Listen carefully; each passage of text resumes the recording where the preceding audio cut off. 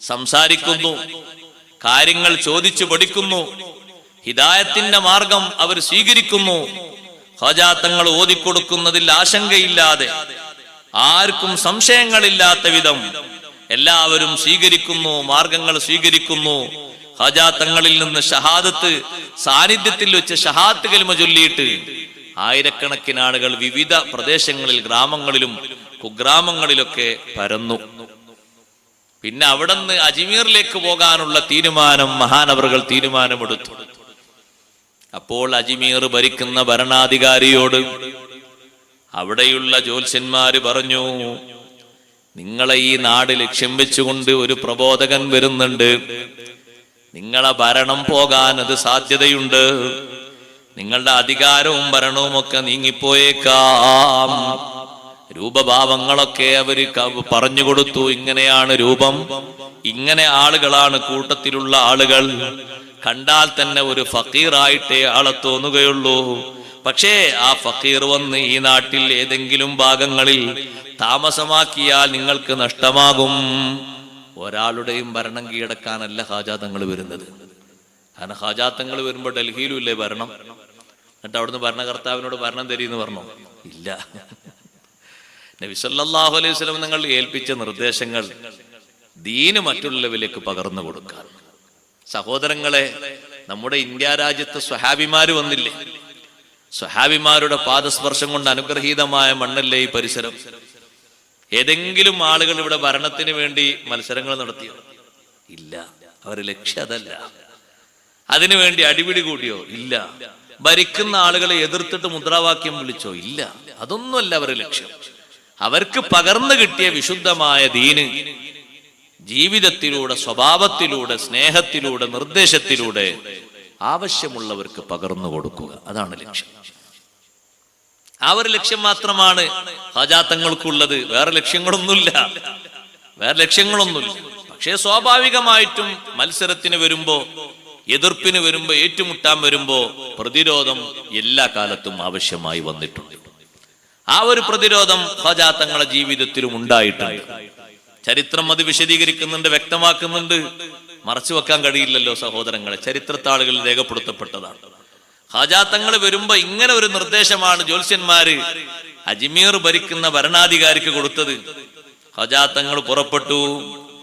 അജ്മീറിന്റെ ഒരു ഭാഗത്ത് വന്ന് താമസിക്കാൻ ലക്ഷ്യം വെച്ചുകൊണ്ട് കൂടെയുള്ള മുരീദന്മാരുമുണ്ട്.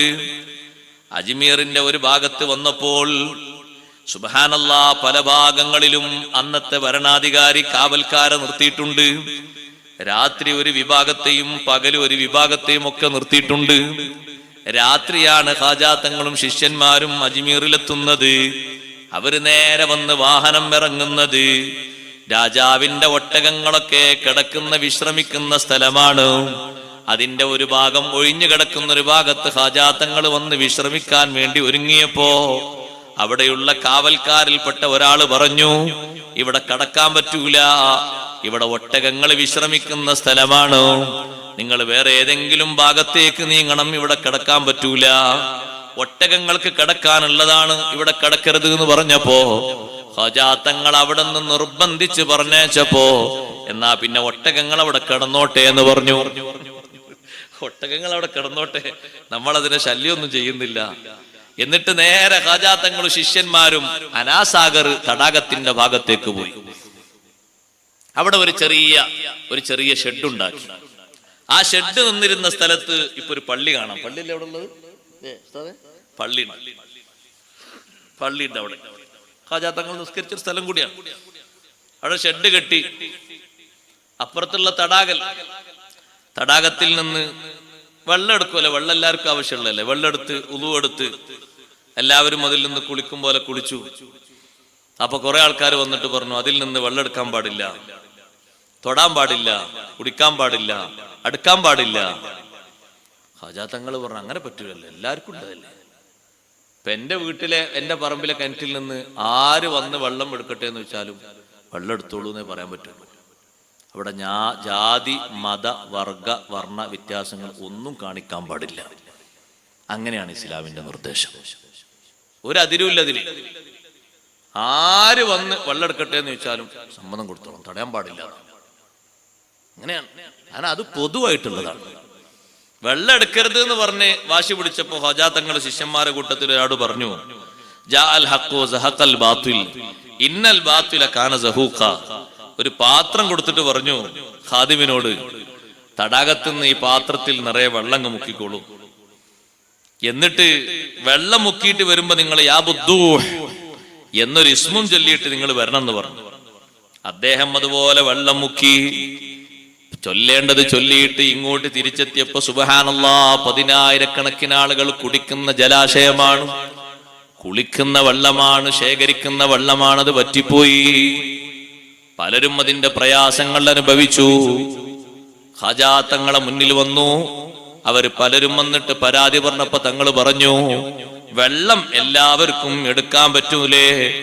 ദാഹിക്കുന്നവർക്കും ആവശ്യമുള്ളവർക്കൊക്കെ എടുക്കാനുള്ളതല്ലേ വെള്ളം? അതേ എടുത്തോളൂ, ഞങ്ങളൊരു ദുർവാശി കൊണ്ട് പറഞ്ഞതാണ്. ദുർവാശിയല്ല, മറ്റൊരു ഭാഷയിൽ പറഞ്ഞാൽ നിലനിന്നിരുന്ന ഐത്തം. അതിനെതിരെയാണ് ഖാജാ തങ്ങളോട് പറഞ്ഞത്. മനുഷ്യന്മാർക്കിടയിൽ അങ്ങനെ പൊരുത്തക്കേടുണ്ടാകാൻ പാടില്ല, ഐത്തക്കേടുണ്ടാകാൻ പാടില്ല. എന്തൊരു ഐത്തം നമ്മളാൾക്കാർക്കുണ്ട് അങ്ങനെ. ബാപ്പ ഒരു ഗ്ലാസ്സിൽ കുടിച്ചു വെച്ച വെള്ളം കുടിച്ചു വെച്ച ഗ്ലാസ് ആണെങ്കിൽ അപ്പൊ മകൻ ഇനി അതിൽ വെള്ളം കുടിക്കണമെങ്കിൽ ആ ഗ്ലാസ് ഒന്ന് കഴിക്കണം. ഓ, വല്ലാത്ത ഒരു കണ്ടീഷനായി പോയി അല്ലേ? ഒരു മുഅ്മിനായ മനുഷ്യൻ കുടിച്ചതിന്റെ ബാക്കി അതിൽ ശിഫുണ്ട് എന്നല്ലേ ഹദീസിലുള്ളത്? സുറുൽ മുഅ്മിനി ശിഫ. മുഅ്മിൻ കുടിച്ചതിന്റെ ബാക്കിയിൽ ശിഫുണ്ട് എന്നല്ലേ? പഴയ കാലത്ത് വാപ്പാർക്കും ഉമ്മാർക്കും ഒന്നും വീട്ടിലെ അസുഖങ്ങൾ ഉണ്ടാകൂല. നോക്കൊണ്ട് നിങ്ങൾ ഇന്നത്തെ വല്യപ്പാർക്ക് അതിനൊരു വലിയ കാരണം എന്താ അറിയോ നിങ്ങൾ? ചെറിയ കുട്ടികൾ, അഴുക്കൊന്നുമില്ലാത്ത, കയ്യിൽ അഴുക്കൊന്നും പോരാത്ത ചെറിയ മക്കളില്ലേ, 2, 3, 4, 5, 6 വയസ്സായ കുട്ടികൾ. അവര് കഴുകിയിട്ട് കുറച്ച് കഴിച്ചിട്ട് പിന്നെ അവിടെ ബാക്കിയിടും പാത്രത്തിൽ. ആ പാത്രത്തിലേക്ക് കുറച്ചുകൂടി കൂടുതൽ ഉപയോഗിച്ചിട്ടാണ് ഉമ്മയും ബാപ്പയും ഭക്ഷണം കഴിക്കുക അല്ലേ? ഇന്നാ ബാക്കി വെച്ച് നേരെ കൊണ്ടുപോയി കൊട്ടും. അപ്പോ കൊട്ടീന്റെ ഫലമായിട്ട് അല്ലാഹു തആല മാസം ഒരു 5000 ചെലവായിക്കോട്ടെ എന്ന് തീരുമാനിച്ചു. അതന്നെ. അപ്പോ ഒരു കണക്കിന് ഷുഗറിന് കുറച്ച് 1000, പ്രഷറിന് മറ്റേത് കുറച്ച്, കൊളസ്ട്രോളിന് വേറെ, പിന്നെ ഇനി എന്താ പറയണ്ടേ, എല്ലാത്തിനും ഓരോ വകുപ്പ്. എന്താ മുമ്പ് എന്തേ രോഗമൊന്നുമില്ല?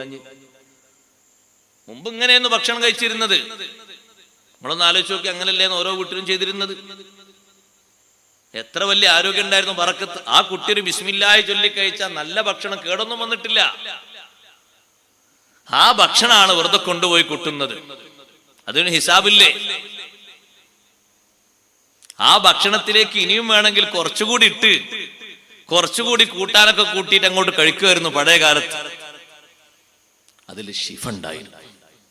ഒരു മുഅ്മിൻ കുടിച്ചു വെച്ചതിന്റെ ബാക്കി, ആ കുടിച്ച തന്നെ ഒരു ആലിമാണെങ്കിൽ നിങ്ങൾ നോക്കി, അതന്നെ ഒരു ആരിഫാണെങ്കിൽ, ഒരു വലിയ സയ്യിദാണെങ്കിൽ ഒന്നിങ്ങനെ കൂട്ടി നോക്കി ദർജകളൊക്കെ വേറെ.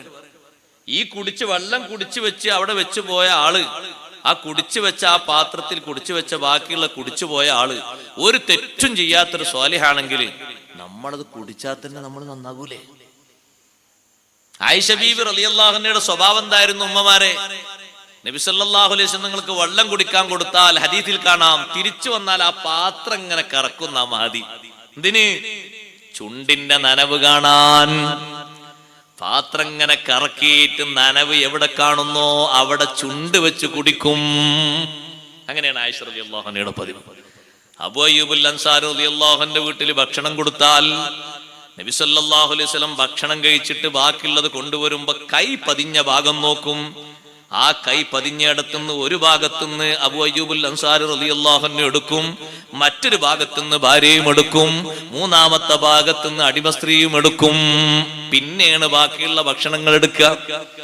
അങ്ങനെയാണ് അവരൊക്കെ പഠിപ്പിച്ചു തന്ന സ്വഭാവം, ബറക്കത്തിന്റെ സ്വഭാവം. നമുക്കത് പലതും പരിഷ്കാരത്തിന്റെ പേരിലും മറ്റും നമ്മൾ തള്ളിയപ്പോ നമ്മൾ അറിയാതെ മറ്റു പലർക്കും ജീവിതമാർഗങ്ങൾ ഉണ്ടാക്കി കൊടുക്കേണ്ടി വന്നു. നമുക്കതൊക്കെ ഒരു പരീക്ഷണമായിട്ടാണ് നമ്മളത് അനുഭവിക്കേണ്ടതും കാണേണ്ടതും. സഹോദരങ്ങളെ, ഈ കുടിച്ച വെള്ളം, ഈ പാത്രത്തിലുള്ള വെള്ളം അങ്ങനെ തന്നെ കൊണ്ടുപോയി ഒഴിക്കാൻ ഹാജാ തങ്ങൾ പറഞ്ഞു. എല്ലാവർക്കും കുടിക്കാമെന്ന് സമ്മതിച്ചപ്പോ ആ ഒരു പാത്രത്തിലെ വെള്ളം കൊണ്ടുപോയി ഒഴിച്ചു. അതാ ആ അനാസാഗറിലെ വെള്ളം വറ്റിപ്പോയ ഭാഗത്തിങ്ങനെ പൊങ്ങി വന്നു, ഉയർന്നു വന്നു. ഇപ്പോഴും അതിൽ നിന്ന് വെള്ളം കുടിച്ചുകൊണ്ടിരിക്കുന്നു. എല്ലാവർക്കും അത് ബോധ്യപ്പെട്ടു. കുറച്ചു നേരം കഴിഞ്ഞപ്പോ ആ